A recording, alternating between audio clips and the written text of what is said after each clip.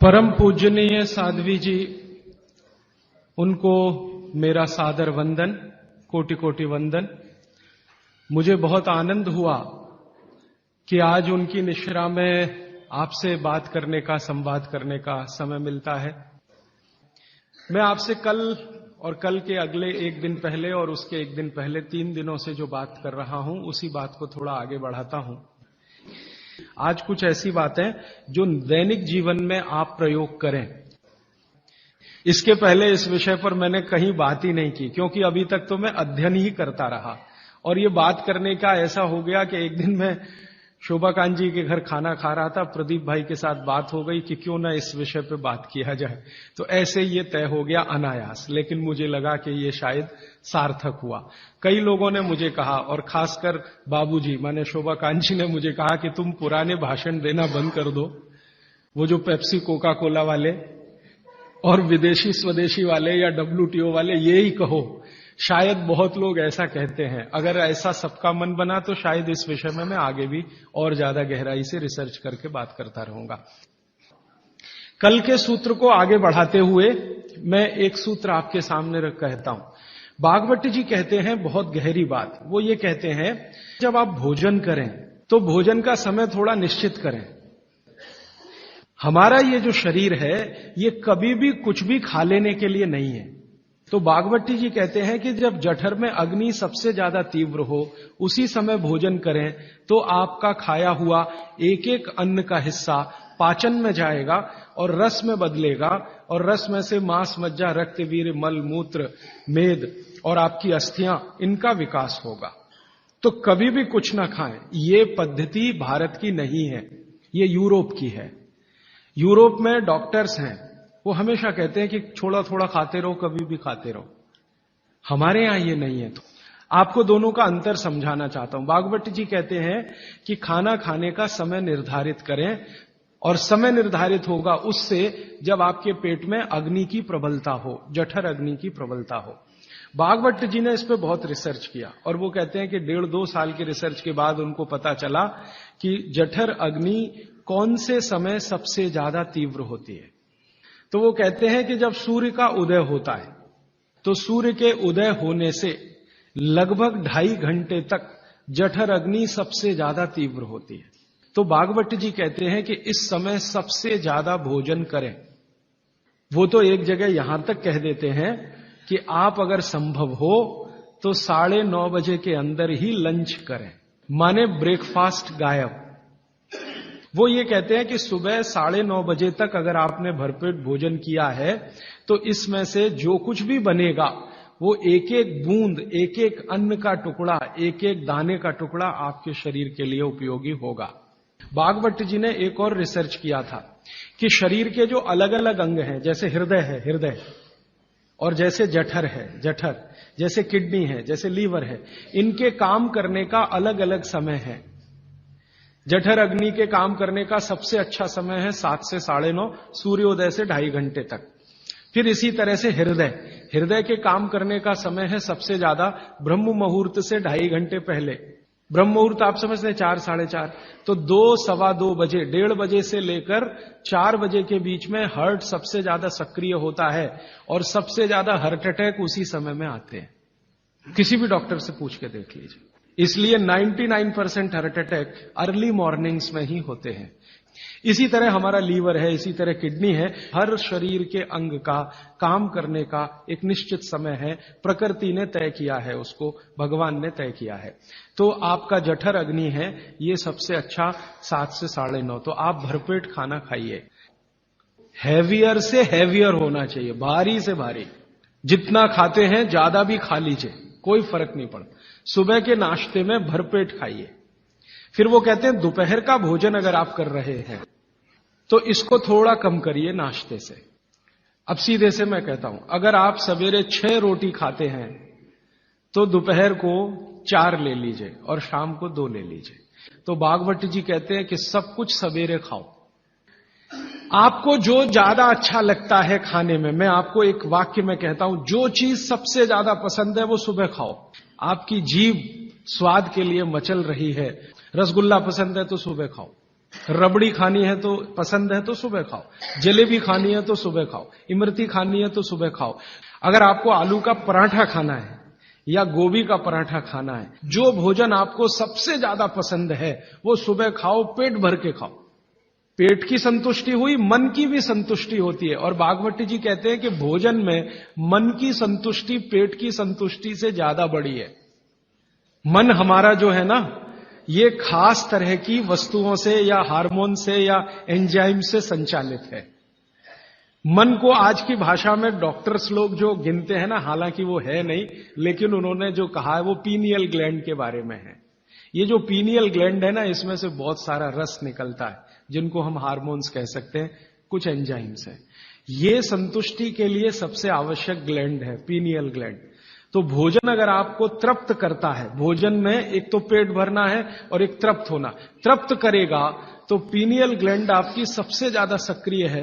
तो जो भी रस और एंजाइम चाहिए शरीर को, नियमित रूप से समान अंतर पे निकलते रहते हैं। और जो भोजन से तृप्ति नहीं है तो गड़बड़ होती है पीनियल ग्लैंड, और पीनियल ग्लैंड की गड़बड़ी पूरे शरीर में पसर जाती है और आपको तरह तरह के रोगों का शिकार बना दे। अगर आप तृप्त भोजन नहीं कर पा रहे हैं तो निश्चित रूप से 10-12 साल के बाद आपको मानसिक क्लेश होगा और रोग होंगे। मानसिक रोग बहुत खराब है। आप सिजोफ्रेनिया के शिकार हो सकते हैं, डिप्रेशन के शिकार हो सकते हैं, आपको कई ऐसी गंभीर बीमारियां हो सकती हैं।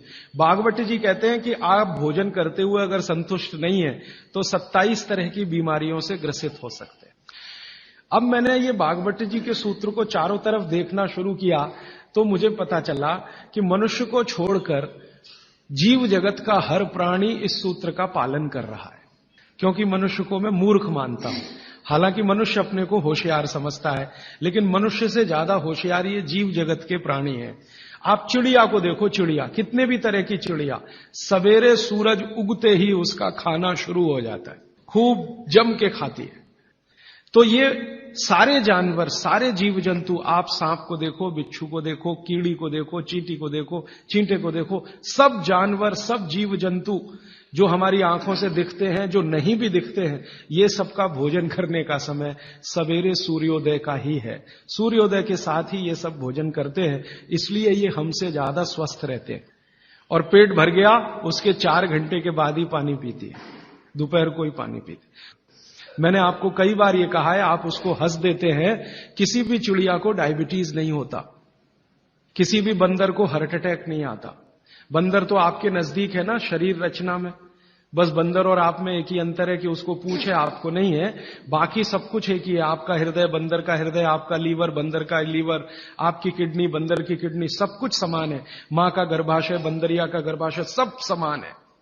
मेरे एक बहुत अच्छे मित्र हैं डॉक्टर रविंद्रनाथ शानबाग, कर्नाटक में एक उडुपी नाम की जगह है, वहां रहते हैं। बहुत बड़े प्रोफेसर हैं, मेडिकल कॉलेज में काम करते हैं। उन्होंने एक बड़ा गहरा रिसर्च किया। उन्होंने कहा कि मैंने जिंदगी भर, माने 15-16 साल उन्होंने एक रिसर्च किया कि बंदर को बीमार बनाओ, क्योंकि उन्होंने बहुत सारे वैज्ञानिकों से यह सुन रखा है कि बंदर बीमार नहीं होता, और बीमार होगा तो मरेगा ही, जीवित नहीं रहेगा। वो कहते हैं कि मैं 15 साल असफल रहा, बंदर को कुछ नहीं हो सकता। वो कहते हैं कि मैंने बहुत कोशिश किया कि उसके ब्लड का कोलेस्ट्रॉल बढ़ा दूं, बढ़ता ही नहीं। तब उन्होंने एक दिन रहस्य की बात बताई, वो आपको भी मैं बता देता हूं कि बंदर का जो ब्लड है ना, उसका RH फैक्टर दुनिया में सबसे आदर्श है। और आपका RH फैक्टर जब नापता है ना कोई डॉक्टर, तो बंदर से ही कंपेयर करता है, वो बताता नहीं आपको, ये अलग बात है। तो वो प्रोफेसर साहब कहते हैं, यार ये सब एक ही चक्कर है कि बंदर सवेरे ही सवेरे भरपेट खाता है, जो आदमी नहीं खा पाता। तो वो प्रोफेसर रविंद्रनाथ शानबाग ने कुछ अपने मरीजों को कहा कि देखो भैया, बंदर की तरह से खाओ, माने सुबह सुबह भरपेट खाओ। कि जब से उन्होंने सुबह भरपेट खाना शुरू किया, किसी की डायबिटीज माने शुगर कम हो गई, किसी का कोलेस्ट्रॉल कम हो गया, किसी के घुटने का दर्द कम हो गया, किसी के कमर का दर्द कम हो गया, किसी का कुछ, गैस बनना बंद हो गई, पेट में जलन होना बंद हो गई, नींद अच्छी आने लगी, वगैरह वगैरह। तो समय मैंने आपको बता दिया, सूरज उगा और 2.5 घंटे तक, माने 9:30 बजे तक, ज्यादा से ज्यादा 10 बजे तक आपका भोजन हो जाना चाहिए। और ये भोजन तभी होगा जब आप नाश्ता बंद करेंगे। ये नाश्ता हिंदुस्तानी चीज नहीं है। ये अंग्रेजों की है। और आप जानते हैं ना हमारे यहां चक्कर क्या चल गया, नाश्ता थोड़ा कम करेंगे, लंच थोड़ा ज्यादा करेंगे, डिनर उससे भी ज्यादा करेंगे। सवा सत्यानाश, एकदम उल्टा। भागवत जी कहते हैं कि नाश्ता सबसे ज्यादा करो, लंच उससे कुछ कम करो, डिनर सबसे कम करो। ये अंग्रेज और अमरीकियों के लिए नाश्ता कम है। कारण पता है? वो लोग नाश्ता हल्का ही करें तो उनके लिए अच्छा है। कारण उसका एक ही है कि अंग्रेजों के देश में सूर्य नहीं निकलता। साल में 8-8 महीने तक सूरज के दर्शन नहीं होते। और ये जो जठर अग्नि है ना, ये सूरज के साथ सीधे संबंधित है। जैसे जैसे सूर्य तीव्र होगा, अग्नि तीव्र होगी। जैसे जैसे सूर्य कम होगा, अग्नि भी कम होगी। तो वो नाश्ता हैवी नहीं कर सकते, करेंगे तो उनको तकलीफ हो जाएगी। इसलिए मैंने सबसे पहले दिन जो सूत्र बोला था, अपनी आबो हवा, अपना पर्यावरण, अपना वातावरण, अपनी तासीर, इसको ध्यान में रखकर ही चलें। तो आपके देश की जो आबो हवा और तासीर है वो ये कि हर दिन सूरज निकलता है, सुबह निश्चित रूप से निकलता है, अगले दिन भी निकलेगा, करोड़ों साल से निकल रहा है, अगले करोड़ों साल तक निकलेगा। इसलिए भारत में every morning is good morning. Europe वाले तरसते हैं गुड मॉर्निंग के लिए, अच्छी सुबह होती नहीं वहां। इसलिए हर एक आदमी दूसरे को विश करता है, may I wish you to have a good morning.